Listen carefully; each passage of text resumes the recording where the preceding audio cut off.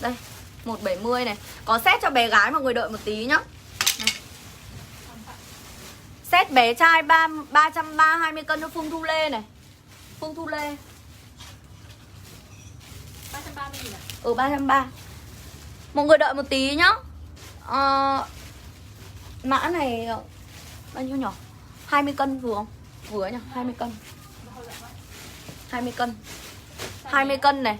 Bộ đen bé trai 8 cân cho Thanh Ngà 150.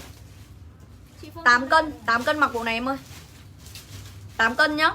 Cái này em có size cho bé từ 8 cân. 8 cân này, size số 1 đâu? Không có đi. Size số 1 bác lịch lấy cơ.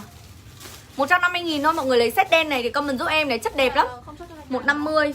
Ơi. Hết số Thanh Ngà rồi đúng không? Đây đấy, Thanh Ngà ấy đấy. Không. Đây. 150.000 nhá. Bộ đen 11 cân cho Phương Thảo này. Phương Thảo lấy chị size số 3. Tìm xem có không nào. Cái bọc này cơ mà.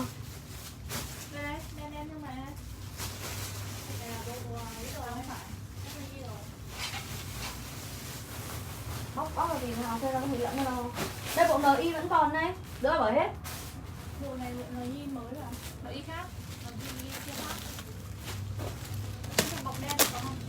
NI nào là NI khác đấy. Khác mà, nó khác nhau. Áo thun à? Cái kia là áo len. Set bé trai tầm 22 đợi một tí nhá. 22 cân này.